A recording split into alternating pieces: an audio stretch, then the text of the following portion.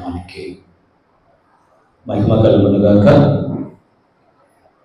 మరొక మాసం దేవుడు మనకు అనుగ్రహించాడు. దేవుని యొక్క కృపలో మరొక మాసములో మనమందరం కూడి ప్రభుని ఆరాధించే గొప్ప భాగ్యం ప్రభు మనకు అనుగ్రహించాడు. పిల్లలు, ఒకసారి మీరు కన్నా ఇజ్రాయేల్ దేశాన్ని, ఈరోజు ప్రపంచమంతా కూడా చాలా అల్లకల్లోలంగా ఉన్న పరిస్థితి మనం చూస్తూ ఉన్నాం. మూడవ ప్రపంచానికి యుద్ధానికి దారి తీసేటువంటి ప్రణాళికలో ఉంటున్నాం. మీరు కాన చరిత్రను మనం చూసినప్పుడు మొదటి ప్రపంచ యుద్ధం 1414వ సంవత్సరంలో ప్రారంభమయ్యి 19వ సంవత్సరమున యుద్ధం ముగించబడింది. ఆ యుద్ధములో 1 కోటి జనాభా చచ్చిపోయారు. 11 కోట్ల మంది వికలాంగులు అయిపోయారు. 50,000 కోట్లు నష్టం వచ్చింది. మొదటి ప్రపంచ యుద్ధములో జరిగినటువంటి నష్టం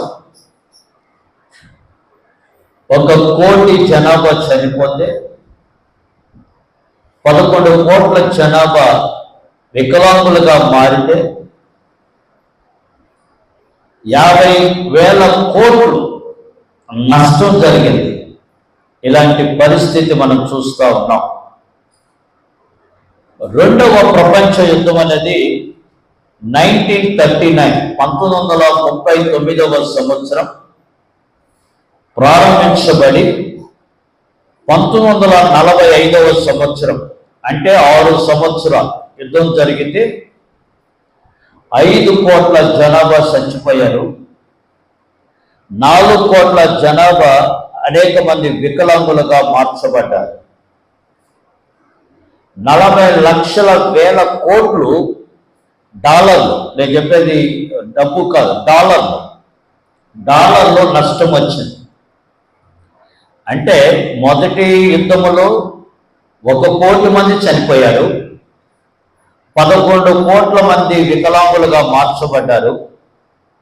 రెండవ ప్రపంచ యుద్ధం 6 సంవత్సరాలు జరిగింది. 6 సంవత్సరాలు 5 కోట్ల మంది చచ్చిపోయారు. దాదాపు 4 కోట్ల మంది వికలాంగులుగా మార్చబడ్డారు. తర్వాత చూస్తే ఎంత నష్టం వచ్చింది? 40 లక్షల వేల కోట్ల రూపాయలు నష్టం వచ్చింది. ఇప్పుడు పరిస్థితి మూడవ ప్రపంచం దారి తీస్తే ఇంకెంత నష్టం జరుగుతుందో దాన్ని ఊహించడానికి అంతు చిక్కట్లేదు అని ప్రపంచం చెబుతుంది. ఇప్పుడు మూడవ ప్రపంచ యుద్ధానికి అందరూ కూడా కాళ్ళు దూవుతున్న పరిస్థితి మనకు కనిపిస్తూ ఉంది. ఒక పక్క ఇజ్రాయేల్కి అమెరికా సపోర్ట్గా, బ్రిటన్ సపోర్ట్గా, అదే రీతిగా జర్మనీ, ఫ్రాన్స్ ఒక పక్క నిలబడుతూ ఉంటే, ఇరాన్కి రష్యా, చైనా, కొరియా ఇలాంటివన్నీ ముందుకు వస్తూ ఉన్నాయి. ఇలాంటి పరిస్థితి మనకు మధ్య ఏషియా ప్రాంతంలో మనకు కనిపిస్తూ ఉన్నది. యుద్ధ మేఘాలు కమ్ముకుంటూ ఉన్నాయి. ఇవన్నీ నేను ఎందుకు మీకు చెప్తున్నానంటే, దేవుని రాకడ చాలా చాలా దగ్గరగా ఉంది అనే సంగతి జ్ఞాపకం చేయడానికి, చాలా దగ్గరగా ఉంది అనే సంగతి. 2వ పేతురు రాసిన పత్రిక 3వ అధ్యాయం 7వ వచనం చూద్దాం. 2వ పేతురు రాసిన పత్రిక 3వ అధ్యాయం 7వ వచనం. అయితే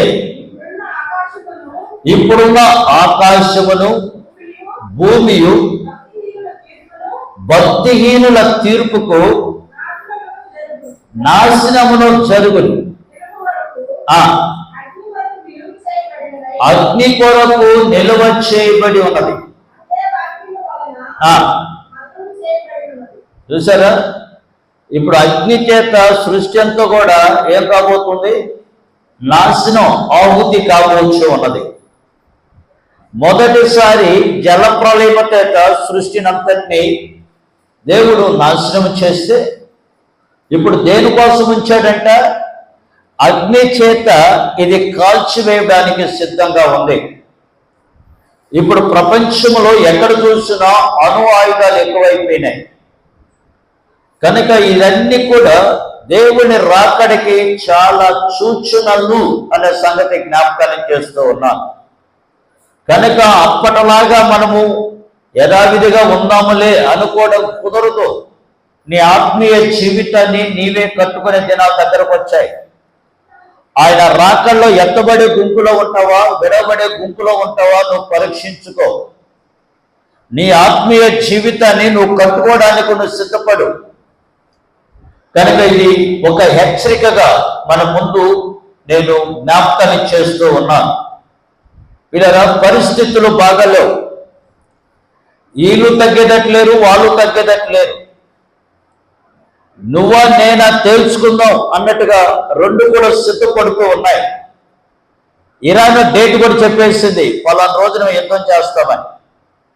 ఆ రోజున ఇశ్రాయేలు ప్రజలకు సంతాప దినాలు 12, 13, 14 వాళ్ళకి ఏం దినాలు?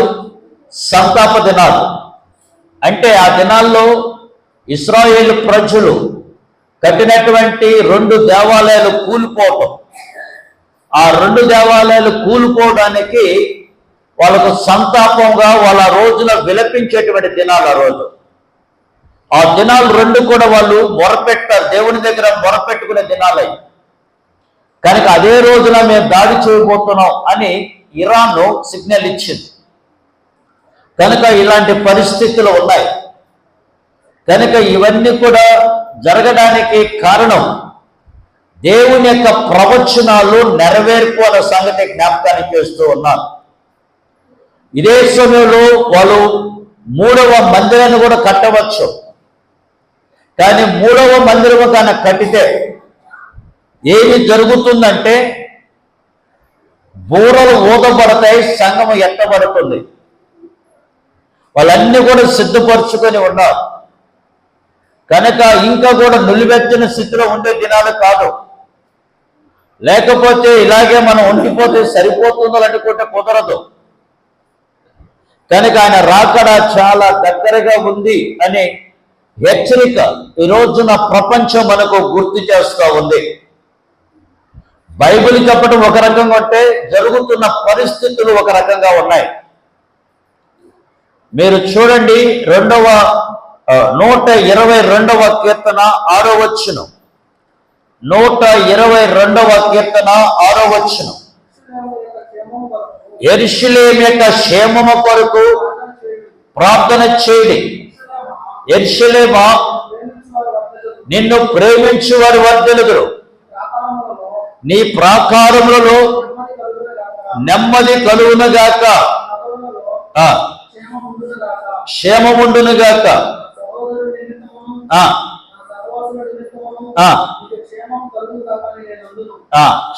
ఏమంటున్నాడు? యెరూషలేము కొరకు ఏం చేయాలంటే మనము ప్రార్థన చేయాలి.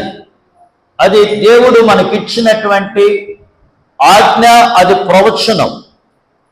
దాన్ని ప్రేమించువారు వర్ధిల్లుదురు. మీరు తెలుసు, ప్రపంచంలో దేవుడు అనేక దేశాల్ని అనేక రీతిలుగా దేవుడు దీవిస్తూ వచ్చాడు. ఆఫ్రికా దేశాన్ని బంగారం ఇచ్చి, శ్రేష్టమైన బంగారం ఇచ్చి దేవుడు దీవించాడు ఆఫ్రికా దేశాన్ని. మీకు తెలుసు, మొదటి రాజుల గ్రంథములో షేబా దేశపు రాణి తీనవసరం 10వ వచనములో 260 మనుగులు బంగారం ఆ రోజున సొలొమోనుకి ఆమె బహుమతిగా ఇచ్చింది. శ్రేష్టమైన బంగారం ఇచ్చి ఆఫ్రికా దేశాన్ని దేవుడు దీవించాడు. గల్ఫ్ కంట్రీస్ని కన్నా మీరు చూస్తే వాళ్ళకి పెట్రోల్ బావులు ఇచ్చి దేవుడు దీవించాడు. అమెరికా దేశాన్ని కన్నా మీరు చూస్తే దేవుడు దానికి ధనాన్ని ఇచ్చి దేవుడు దీవించాడు. ఇంగ్లాండ్ దేశాన్ని కన్నా మీరు తీసుకుంటే దేవుడు వాళ్ళకి ప్రపంచాన్ని ఏలే అధికారాన్ని ఇచ్చి దేవుడు దీవించాడు. ఇజ్రాయెల్ దేశాన్ని కన్నా మీరు చూస్తే టాప్ మోస్ట్ టెక్నాలజీ ఇచ్చి దేవుడు జ్ఞానం ఇచ్చి వాళ్ళని దీవించడం ప్రారంభించాడు. ఇండియాని చైనాని కానీ తీసుకుంటే జనాభానిచ్చి దేవుడు దీవించాడు. ఇలాగ దేవుడు ఆయా పరిస్థితులను బట్టి ఆయా రీతులుగా దేశాన్ని దేవుడు దీవించడం ప్రారంభించాడు. దేవుడు నీకు ఇచ్చిన జ్ఞానాన్ని బట్టి, నీకు ఇచ్చినటువంటి ఇదిని బట్టి దేవుడు ఒక్కొక్కరికి ఒక్కొక్క రీతిగా దేవుడు ఆశీర్వదించడం ప్రారంభించాడు. ఈ రోజున నీ జీవితంలో కూడా నీ పట్ల దేవుడు ఒక ఉద్దేశాన్ని కలిగి దేవుడిని దీవించాలని, ఆశీర్వదించాలని, నువ్వు ఫలించాలని, అనేక మందికి ఆశీర్వాదకరంగా ఉండాలని దేవుడు ఆలోచన కలిగి ఉన్నాడు. కనుక ఈ సమయంలో దేవుని వాక్యాన్ని చూద్దాం. దయచేసి యూదా పత్రిక 1 అధ్యాయం ఉంటుంది. ఏంద్ర అధ్యాయం చెప్పలేదు అని కంగారు పడకండి. యూదా పత్రిక 11వ వచనం. యూదా పత్రిక, అయ్యో ఆయనకి శ్రమ, కయ్యోను నడిచిన మార్గమున వాడు నడిచిరి బహుమానం పొందవలని ఈ బిలాము నడిచిన తప్పు బోధలో ఆతృతగా పరిగెత్తిరి.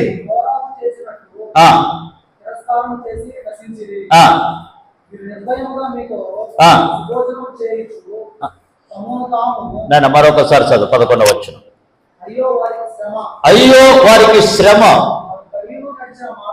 వారు ఏ మార్గంలో నడిచారంట? కయ్యోను నడిచిన మార్గములో నడిచిరి బహుమానం పొందవలని బిలాము నడిచిన తప్పుడు బోధలో మార్గములో ఆతృతగా పరిగెత్తిరి.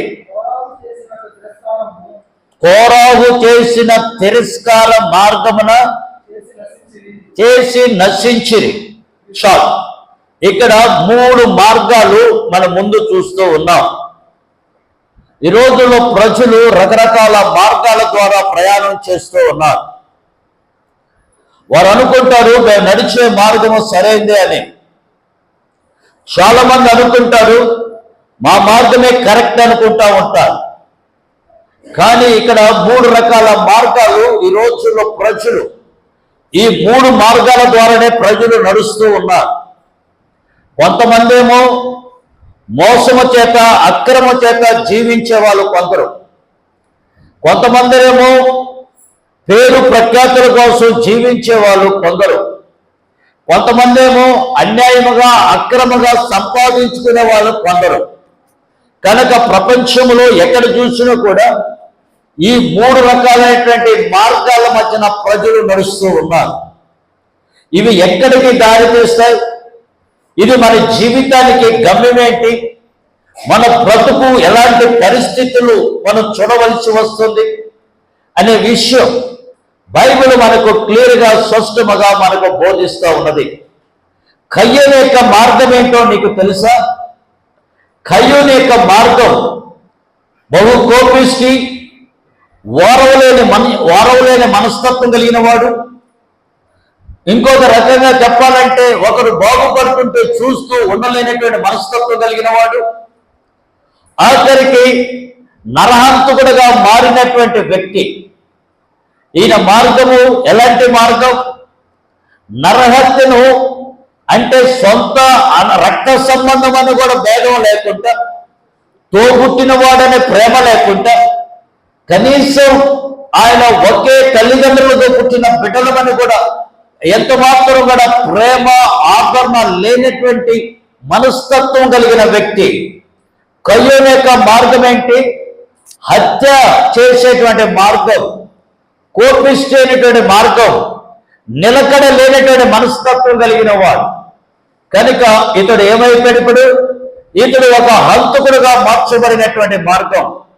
ఈ రోజుల్లో ప్రజలు ఒకరిని ఈ రోజుల్లో హత్యలు చేయటం అనేది చాలా సులువైనటువంటి మార్గం. అది చిన్నదానికి కూడా కోపానికి ఆపుకోలేక, ఆవేశాన్ని ఆపుకోలేక, ఉద్రేకాన్ని ఆపుకోలేక ఈ రోజులో చాలా మంది చంపబడుతూ ఉన్నారు. చంపేస్తూ ఉన్నారు. పరిస్థితులన్నీ కూడా బాగలేవు. రెండవది చూస్తే బిలాము యొక్క బోధ మార్గం, బిలాము యొక్క మార్గం. బిలాము దేనికోసం పరిగెత్తాడు? దేనికోసం? తనకున్నటువంటి పేరు కోసం, బహుమతుల కోసం, తన పేరు ప్రఖ్యాతుల కోసం ఏం చేశాడంట? ఆయన వాటి కోసం దేవుని యొక్క నీతిని మర్చాడు, దేవుని యొక్క మార్గాన్ని విడిచాడు, దేవుని యొక్క క్రమాన్ని మర్చాడు. తన సొంత ప్రయత్నాల ద్వారా గొప్పవాడు కావాలనుకున్నాడు. ఆనాడు బిలాము బాలాకు, బిలాము ఒక ప్రవక్త, దేవుని కొరకు, దేవుని ప్రజల కొరకు, దేవునికి మానవులకి మధ్యవర్తిగా ఉండాల్సిన వ్యక్తి. కానీ దేవుడు అతని అంచులంచులుగా దీవిస్తూ వచ్చాడు. కానీ బాలాకు అనేటువంటి రాజు ఇశ్రాయేలుకి వ్యతిరేకంగా చెప్పించడానికి ఆయన ఎన్నో ఆఫర్స్ ఇచ్చాడు, అవకాశాలు ఇచ్చాడు. దానికోసం ఏమైపోయాడు? దేవుని మార్గాన్ని విడిచేశాడు, దేవుని మార్గాన్ని తునీకరించాడు. ఈ రోజుల్లో చాలా మంది కూడా దేవుని కొరకు నీతిగా బతకాలని ఆశయం ఉంటుంది. దేవుని కొరకు ఒక ప్రత్యేకమైన సాక్ష్యము కలిగిన వ్యక్తిగా జీవించాలని తపన ఉంటుంది. కానీ పరిస్థితులు తారుమారైనప్పుడు, పరిస్థితులు అనుకూలంగా లేనప్పుడు చాలా మంది ఏం చేస్తారంటే లోకము సాతాను చూపించే ఆ యొక్క మార్గాలు వెన్నుకొని, సాతాను చూపించే ఆ తాత్కాలికమైన ఆశీర్వాదాల వైపు కనుదృష్టి పెట్టి వారు దేవుని మార్గాన్ని విడిచి నడిచేటువంటి దౌర్భాగ్యమైనటువంటి మార్గం. దేవుడు నువ్వు ఉన్న స్థలములోనే దేవుడు దీవించగలడు. దేవుడు నువ్వు ఉన్న స్థలములోనే దేవుడు నిన్ను ఆశీర్వదించగలడు. కనుక మూడవ మార్గాన్ని చూద్దాం. మూడవ మార్గం ఎవరంట? కోరాకు. కోరాకు వాళ్ళ జీవితాన్ని మనం జ్ఞాపకం చేసుకున్నప్పుడు వీళ్ళు ఎవరు? మోషే కాలములో మోషేకి స్వయాన తమ్ముడు లాంటి వాడు. కానీ మోషేకి తిరుగుబాటు చేశాడు. దేవుడు మోషే పేరున మాట్లాడేది మాతో మాట్లాడా? మోషే ఒక్కడేనా నాయకుడు? మేము నాయకులు కాకూడదా? దేవుని చేత ఎన్నుకోబడిన వారు కొందరు, దేవుని చేత పంపబడిన వారు వీరు. కనుక ఆ రోజున మోషేని అహరోనులను దేవుడు ఎన్నుకున్నాడు. దేవుడు వాళ్ళు పిలిచాడు. దేవుడు వాళ్ళ చేత ఇశ్రాయేలు జనాంగాన్ని నడిపిస్తూ వచ్చాడు. కొన్నిసార్లు మనం ఏం చేస్తామంటే వీళ్ళకంటే జ్ఞానవంతులు ఉండొచ్చు, వీళ్ళకంటే తెలివి కలిగిన వాళ్ళు ఉండొచ్చు, వీళ్ళకంటే బలవంతులై ఉండొచ్చు. కానీ దేవుడు దానికోసం దేవుడిని నియమించాల. వాళ్ళు బలహీనులే దేవుడు వాళ్ళు నియమించాడు దేవుడు. కనుక దేవుడు వారి ద్వారా ఈ ప్రజలను రక్షించడానికి దేవుడు వాళ్ళు ప్రత్యేకించుకున్నాడు. కనుక వీళ్ళు ఏం చేశారు? ఆ దినాన మోషేకి తిరుగుబాటు చేశారు. మోషేకి తిరుగుబాటు చేయడం ప్రారంభించారు. నీ మాట మేము ఎందుకు వినాలి, నీవేనా అని కొంతమందిని వీళ్ళు మాత్రమే చెడిపోలా, వీళ్ళు ఒక 250 మందిని సమకూర్చుకున్నారు వీళ్ళకి సపోర్టర్స్గా. మనం ఈ రోజుల్లో చాలా మంది ఏం చేస్తామంటే వీళ్ళు పాడైపోవడం కాకుండా, తెలుగులో ఒక సామెత ఉంది కదా, మేసే గాడిని కూసే గాడిని చెడగొట్టినట్టుగా. కనుక వీళ్ళు ఒక్కరే పాడవరు, వీళ్ళతో పాటు ఇంకొంతమంది లాక్కోపోతారు. ఆనాడు సాతాను కూడా ఏం చేశాడు కదా, దేవుడు వాడిని తోచేసినప్పుడు వాడితో పాటు వాడు అనుచరులు కూడా తీసుకొని వచ్చాడు. అదే రీతిగా ఈ రోజుల్లో ఒకడు పాడైపోతున్నప్పుడు ఒకడు మాత్రమే పాడు, వాడితో పాటు కొంతమంది లాక్కెళ్ళిపోతారు. కనుక ఇదే రీతిగా ఆ రోజున ఈ యొక్క కోరాజు దేవుని యొక్క నాయకుడైన మోషేకి వ్యతిరేకంగా తిరుగుబాటు చేశాడు. అంటే ఈయన మార్గం ఏంటి? తిరుగుబాటు మార్గం, లోబడే మార్గం కాదు, నాయకత్వం ఉండే మార్గం కాదు, దేవుని యొక్క సేవకులకు విధేయత కలిగి జీవించే మార్గము కాదు ఇది. కనుక వీడు తిరుగుబాటు చేశాడు. ఈ తిరుగుబాటు ఫలితం ఏం జరిగింది? దేవుడు ఆ రోజున మోషే అన్నాడు. దేవుడు మీరు కానీ సంఖ్యాకాండం 12వ అధ్యాయం నుంచి కానీ మీరు చదివితే మోషే ఇశ్రాయేల్ ప్రజలు ఎవరైతే తిరుగుబాటు చేశారో వాళ్ళ కాళ్ళ మీద పడ్డాడు. అయ్యా, దేవుని ఉగ్రత రాబోతుంది, దేవుడు ఇలాంటి వాటిని సహించడు కనుక ఇప్పుడైనా మనస్సు మార్చుకోమని చెప్పి వాళ్ళ పాదాల మీద పడ్డాడంట. అయినా వాళ్ళ మనస్సు మార్చుకోలే. దేవుడు అన్నాడు కదా మోషేతో, మోషే, ఈ ప్రజలను నువ్వు ఎందుకో బతులాడుచున్నావు, వీళ్ళందరినీ నాశనం చేసేస్తా, నీలో నుంచి కొత్త జనాంగాన్ని పుట్టిస్తానన్నాడు దేవుడు మోషేతో. మోషే అన్నాడు కదా, ప్రభువా అయితే వీళ్ళందరినీ తీసేసేదానికి ముందు జీవ గ్రంథంలో నా పేరు పెట్టే ప్రభువాని ప్రార్థన చేశాడు. అలాంటి గొప్ప దైవజనుడు మోషే. కానీ మోషే మాట వాళ్ళు వినల. అయితే దేవుడు అన్నాడు కదా, మోషే నువ్వు పక్కకి తప్పుకో అన్నాడు. దేవుని యొక్క కోపం కోరాహు మీదకి దిగివచ్చింది. కోరాహు మీద దిగిరావటం వలన 250 మంది ఆ రోజున భూమి నెర్రవిడిచింది. ఈ 250 మంది ఎక్కడైపోయారు? ఆ సమాధి చేయబడ్డారు. అంటే భూకంపం వచ్చింది. ఒక మాట చెప్పాలంటే ఆ భూకంపంలో ఎవరు పోయారు? మోషేకి ఎవరైతే తిరుగుబాటు చేశారో కోరాకులు, వాళ్ళతో పాటు ఉన్నట్టు 250 మంది అక్కడ ఏమైపోయారు? ఆ యొక్క పాతాళములోకి దిగిపోయిన పరిస్థితి మనం చూస్తూ ఉన్నాం. ఈ రోజున ఏ బోధలో ఉండాలి, ఏ మార్గంలో నువ్వు ఉండాలనుకుంటున్నావు ఆలోచించు. వీళ్ళు ముగ్గురు కూడా సరైనటువంటి మార్గము కాదు. అందుకే దేవుని వాక్యం మనకు సెలవిస్తున్నటువంటి మార్గం. దేవుని యొక్క మార్గములో నిలవగలిగిన వాడు ఎవరు? దేవుని యొక్క మార్గములో లేకపోతే మనుషులు కల్పించుకున్న మార్గములో నడిచి నష్టపోయిన వారి జీవితాలు మనం చూస్తూ ఉన్నాం. ఆ రోజున కయ్యోను యొక్క జీవితాన్ని చూసినప్పుడు కయ్యోన్ని దేవుడు ఏమనేసాడు? ముద్ర వేసేసాడు. ఇతడు శాపగ్రస్తుడు అని భ్రష్టుడు చెప్పి ఒక ముద్ర వేశాడు దేవుడు. అంత మాత్రమే కాదు, దేవుడు ఆ ముద్ర వేస్తే ఆ రోజున కయ్యోను అన్నాడు కదా, ఏమన్నాడు? ఇక నన్ను ఎవరు చేర్చుకున్నా కూడా వాడు శాపగ్రస్తుడు. ఆయనకి ఆయన శాపానికి గురి తెచ్చుకున్నాడు. అంతేకాదు రెండోది చూస్తే బిలాము సంగతి మనకు తెలుసు.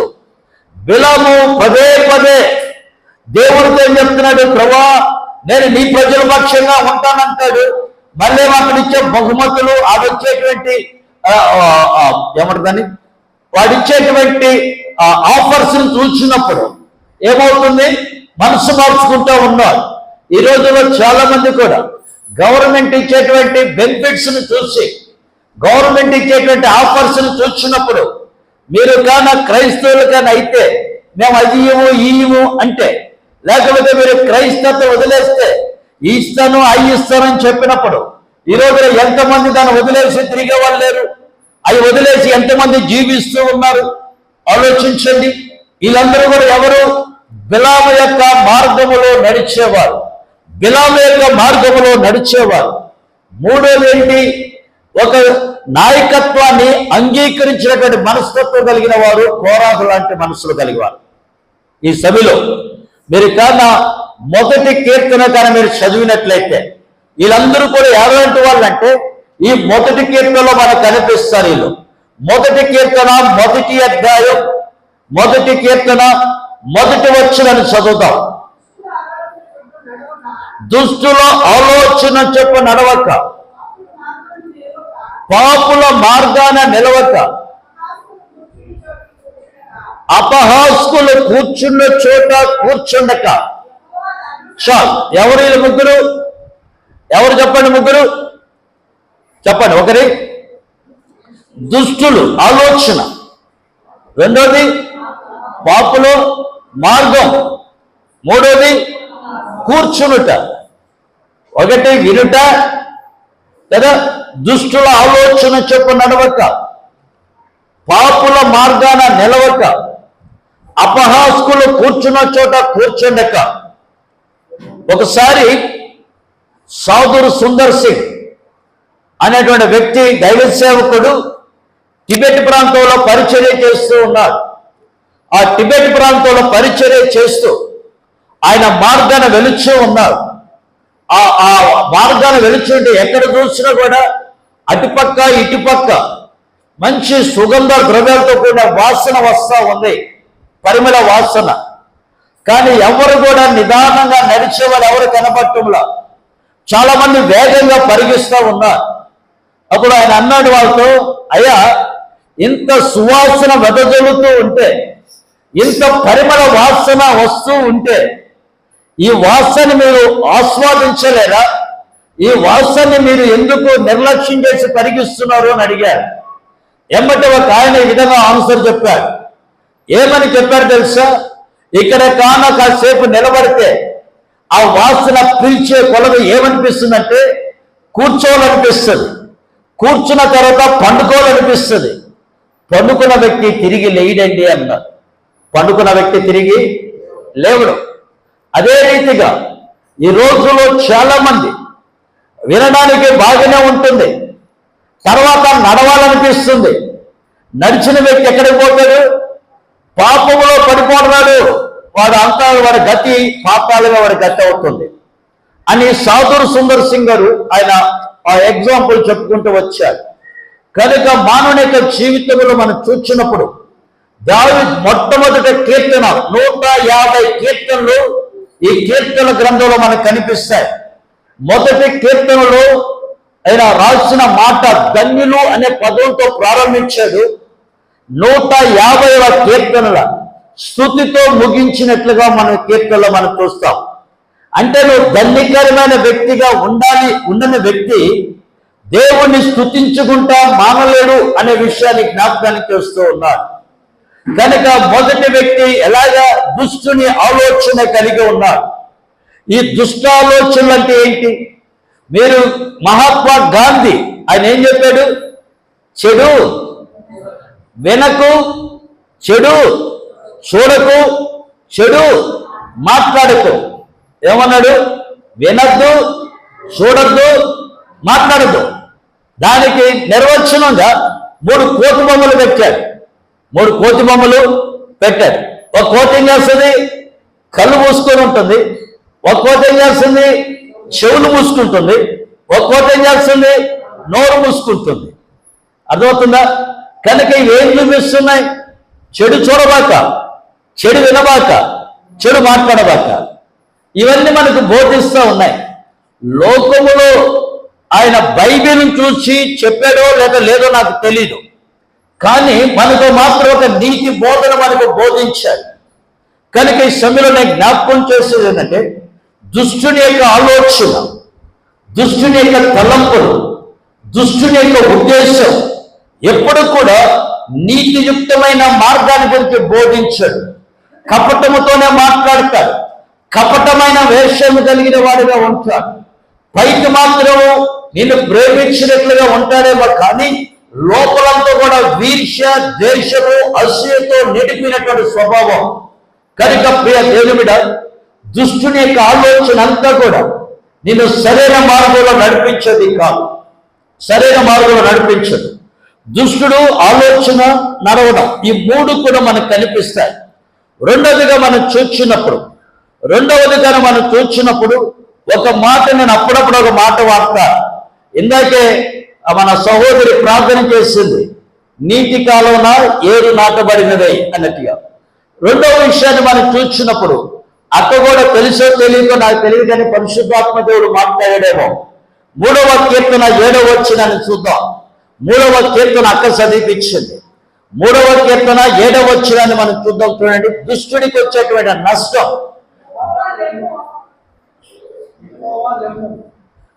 3వ కీర్తన 7వ వచనం. యెహోవా లెమ్ము, దేవా నన్ను రక్షించుము, నా శత్రువులందరినీ ఏం చేశాడంట?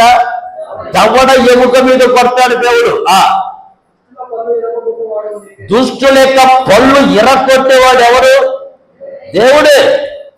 దుష్టుల యొక్క పళ్ళు ఇరగొట్టేవాడు దేవుడు. దుష్టుణ్ణి నాశనం చేసేది దేవుడు. దుష్టుడు ఎల్లకాలం ఉండడు. దుష్టుడు ఈ లోకములో ప్రబలవచ్చేమో, కానీ వాడు ఎక్కువ కాలం ఉండడు. కనుక జాగ్రత్త. దుష్టుణ్ణి నాశనం చేసేది దేవుడు, నాశనం చేస్తాడు. కనుక మనం ఆలోచించాల్సిన విషయం, ఆదికాండం 18వ అధ్యాయాన్ని కనుక మనం చదివినట్లయితే ఆనాడు సొదొమ గొమొర్ర పట్టణాన్ని గురించి, ఆనాడు అబ్రహాము ఎవరి దగ్గర మొరపెట్టాడు? ఆ రోజున సింధూర వృక్షం కింద వాళ్ళకి దేవుడు అబ్రహాము భోజనం పెట్టాడు. భోజనం పెట్టిన తర్వాత వాళ్ళు ఏం చెప్పారంటే, మేము సొదొమ గొమొర్ర పట్టణానికి వెళ్ళి ఉన్నాం, అక్కడ దుష్టత్వం పెరిగిపోయింది. ఏమన్నాడు?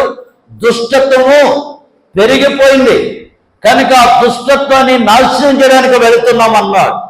అప్పుడు అబ్రహాము ప్రాధేయపడ్డాడు, ప్రభువా ఆ దేశంలో ఒకవేళ 50 మంది ఉంటే ఆ దేశాన్ని కాపాడవా అని అడిగాడు. తప్పక కాపాడతాను అన్నాడు. మళ్ళీ అక్కడి నుంచి 40కి వచ్చాడు. ప్రభువా ఒకవేళ ఆ దేశంలో 40 మంది ఉంటే నువ్వు కాపాడవా అంటే తప్పక కాపాడతాను అన్నాడు. మళ్ళీ అక్కడి నుంచి మళ్ళీ 20కి వచ్చాడు. ప్రభువా అక్కడ 20 మంది ఉంటే కాపాడవా అని అడిగాడు. కాపాడతాను అన్నాడు. ఆఖరికి అన్నాడు, నేను ధూళి లాంటి వాడిని, నీ దగ్గర చెత్త లాంటి వాడిని. అయ్యా ఒక చిన్న మనవి, ఒకవేళ 10 మంది ఉంటే కాపాడవా? 10 మంది ఉంటే కాపాడవా? 10 మంది ఉన్నవే కాపాడుతాను అన్నాడు దేవుడు. 10 మంది ఆగిపోయాడు. ఎందుకు? ఆడ లోతు కుటుంబం నుండి 10 మంది ఉన్నారు అక్కడ. ఎలాగున్నారయ్యా అని మీరు క్వశ్చన్ రావచ్చు.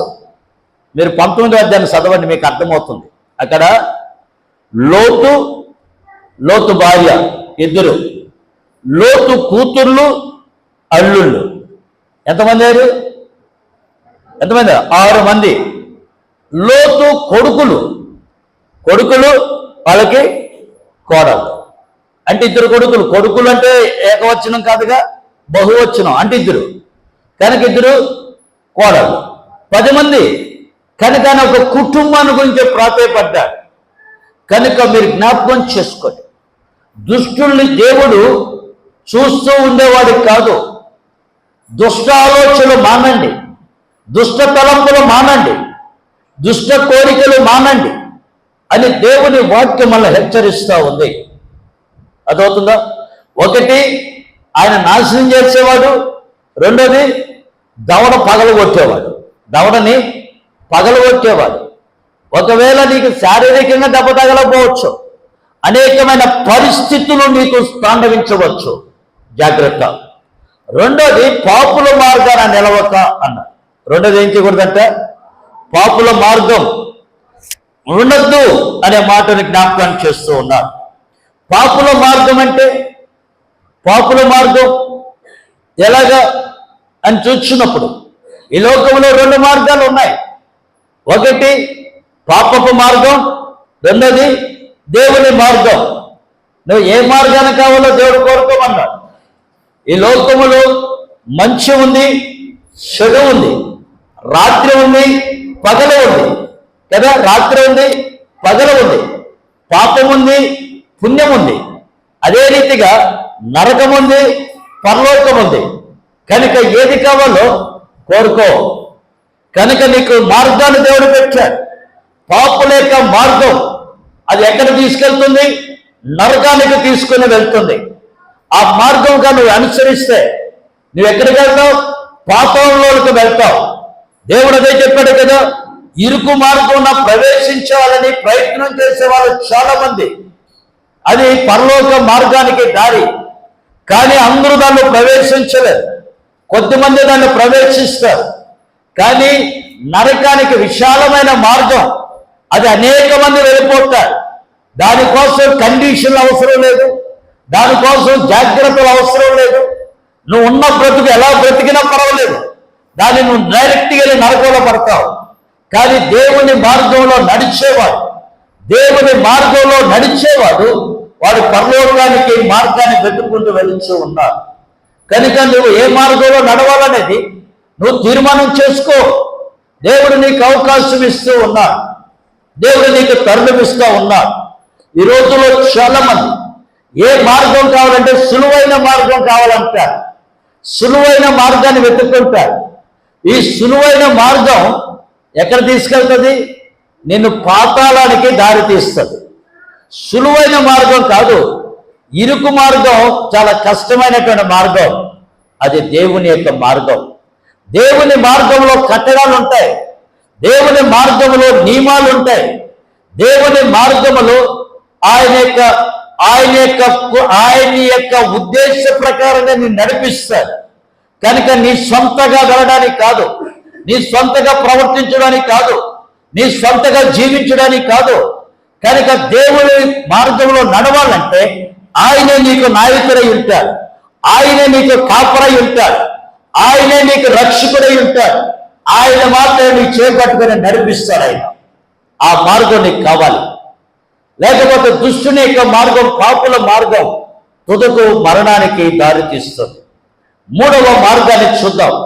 మూడవ మార్గం మనం ఏం చూస్తాం బైబిల్లో మనం చూసినప్పుడు, దుష్టులు ఆలోచించకు నడవక, పాపుల మార్గాన్ని నిలవక, అపహాసుకులు కూర్చుండే చోట కూర్చుండక. అందుకే తిమోతికి రాస్తూ అపోస్తలుడైన పౌలు ఏమంటారంటే, ముసలమ్మ ముచ్చట్లు. ఈ రోజున ఏ మాటలు ఎక్కువ? ముసలమ్మ ముచ్చట్లు ఎక్కువ. ఎందుకంటే దేవుని మాటలు వినవేళ్ళు. వీళ్ళకి ఎంతసేపైనా సరే లోక సంబంధమైన వార్తలు ఎక్కువ కావాలి. వాళ్ళ గురించి వీళ్ళ గురించి ఆలోచించడం ఎక్కువ అవుతుంది, వీళ్ళ గురించి ఆలోచించడం తక్కువ. దేవుని మార్గాల గురించి ఆలోచించడం తక్కువ, దేవుని యొక్క కార్యాల గురించి ఆలోచించడం తక్కువ, దేవుని గురించి తలంచడం తక్కువ. వీళ్ళు ఎంతసేపైనా సరే లోకములో ఉన్న సమాచారం అంతా వీళ్ళకి కావాలి, కానీ దేవుని సమాచారం వీళ్ళకి అవసరం లేదు. కనుక దుష్టుల యొక్క ఆలోచన లేకపోతే వీళ్ళ యొక్క మార్గాలు ఎలాగా ఉంటాయి అంటే, పాపుల యొక్క మార్గాన్ని నిలవక, అపహాసుకులు కూర్చున్న చోట కూర్చుండక. వీళ్ళు ఎవరు అంటే, వీళ్ళంతా కూడా పాపముతో నిండిపోయిన వారు. వీళ్ళు పాపముతో నిండిపోయిన వారు. వీళ్ళు మాత్రం వీళ్ళ పాపాన్ని కప్పబెట్టుకొని ఇతరుల గురించి చెప్పి ఆనందించేవాళ్ళు. వీళ్ళు ఇతరుల గురించి చెప్పి ఆనందించేవాళ్ళు. వీళ్ళు ఎలాంటి జీవితాలు అంటే ఇతరులు వీళ్ళు చేసిన తప్పులు కప్పబెట్టుకుంటారు, ఇతరులు చేసిన తప్పులను బహిరంగంగా ఎత్తి ప్రచారం చేసేవాళ్ళు. అంటే వీళ్ళ జీవితాలన్నీ కూడా, వీళ్ళ బ్రతుకులు ఎలాగుంటాయంటే వేషధారణమైనటువంటి బ్రతుకు, వేషధారణమైనటువంటి జీవితం, వేషధారణమైనటువంటి బ్రతుకులు బ్రతుకుతూ ఉంటారు. కనుక ఇలాంటి విషయంలో కనుక ఈ మార్గాన్ని వెనుకుంటున్న జాగ్రత్త. నీ తప్పును పదే పదే ఎత్తి చూపిస్తున్నా, నీ బలహీనతని గుర్తు చేస్తూ ఉన్నా, దాన్ని సరి చేసుకోవడానికి ఇష్టపడక, దాన్ని బాగు చేసుకోవడానికి ఇష్టపడక, నీవు ఇతరుల మీద నేరాలు మోపి నువ్వు కప్పుపుచ్చుకోవడానికి ప్రయత్నాలు చేస్తున్నావేమో. కనుక ఇది ఎవరి ఆలోచన అంటే దుష్టుని యొక్క ఆలోచనలు. లేకపోతే ఇంకా పాపుల మార్గం, అపహాసుకులు అంతా కూడా ఏం చేస్తారంటే ఇతరుని అపహాసం చేయడమే పని, ఇతరులు అపహాసం చేయడమే పని. కనుక ఇలాంటి వారి గురించి బైబిల్లో ఏం చెప్తుందో తెలుసా? వీళ్ళతో పాటు వీళ్ళ ఆలోచనల ప్రకారముగా నడిచేవారు కూడా నాశనం అవుతారని దేవుని వాక్యం చెప్తుంది. వీళ్ళు మాత్రమే కాదు, వీళ్ళ మార్గాలు అనుసరించి నడిచే వాళ్ళు కూడా నాశనం అయిపోతారు. కనుకనే ఒక భక్తుడు ఏమన్నాడంటే, ఈ రోజుల్లో చాలా మంది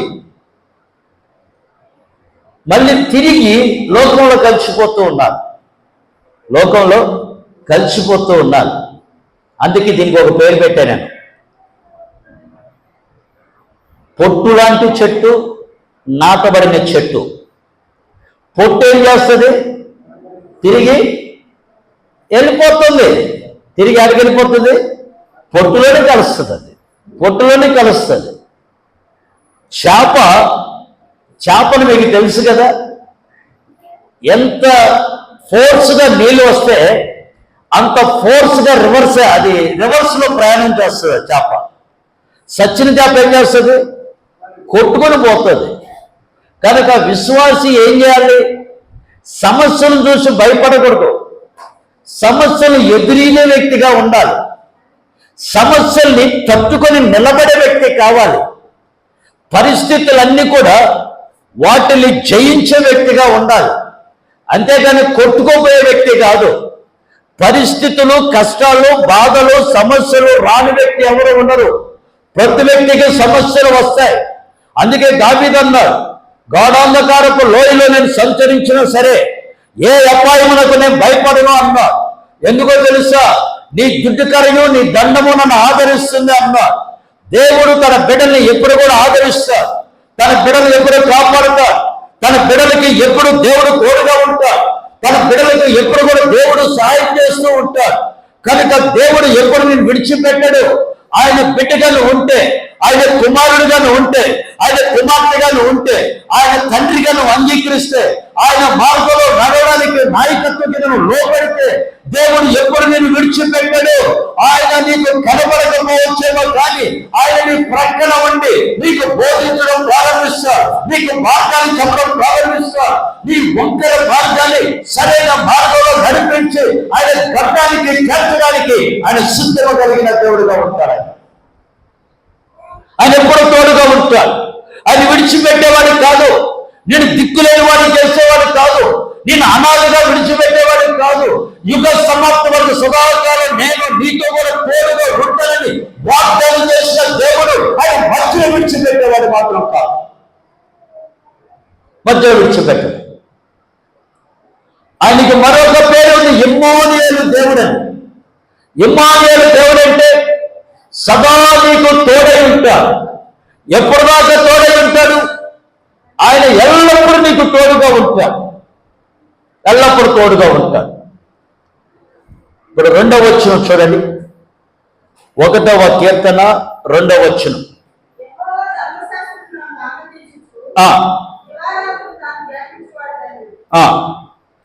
ఎవరు ధన్యులు?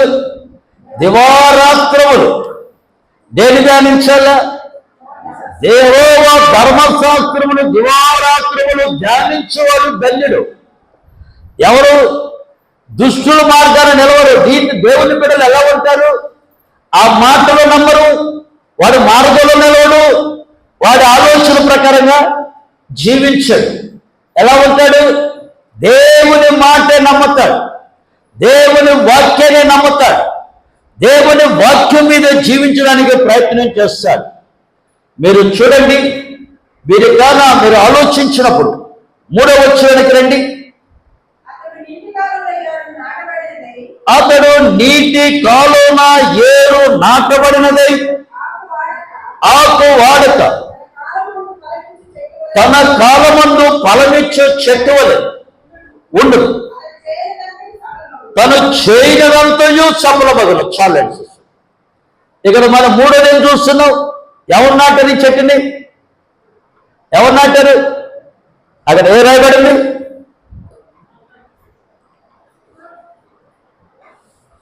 ఏం రాయబడింది అక్కడ? ఎక్కడ నాటబడింది? 3వ సంవత్సరం. అతడు నీటి కాలువన ఎవరన నాటబడిన చెట్టు. ఇది తనంతటి తను మొలిచిన చెట్టు కాదు. ఎవరు? కయ్యూరు లాంటాడు, లేకపోతే బిలాము లాంటాడు, లేకపోతే కోరాక లాంటి వాళ్ళు కాదు. వీళ్ళు ఎవరి చేత నాటబడ్డారు? వీళ్ళు ముగ్గురు కూడా నాశనం. వాళ్ళు తన సొంత మార్గాలు ఎన్నుకున్నవారు. కానీ ఈ యోరన నాటబడిన ఏటువదిన నాటబడిన చెట్టు అంటే ఎవరంటే వీళ్ళు దేవుని చేత నాటబడిన వారు. కనుక ఇది తనంతట తను మొలిచిన చెట్టు కాదు. కనుక ఇది ఎప్పుడు కూడా ఏం కాదు, ఇది దీనికి నాశనము సంభవించదు. కనుక నువ్వు ఎక్కడ నాటబడి ఉండాలి? ఏరున అంటే నీటి ఒడ్డున ఏరు నాటబడినదై. అయితే నువ్వేమవుతావు? నీకు ఏ రాదు? పరిస్థితులు ఏది వచ్చినా, స్థితిగతులు ఏది జరిగినా, ఎక్కడ ఆల్రెడీ నువ్వు ఎక్కడికి వెళ్ళిపోయినావు? నీ వేరు లోపలికి దిగిపోయి ఉన్నది. కనుక నీకు తుఫాను వచ్చినా, వరదలు వచ్చినా, ఏది వచ్చినది ఏం కాదు, అది పడిపో. యోహాను సువార్త 15వ అధ్యాయం 5వ వచనాన్ని కనుక చదివితే,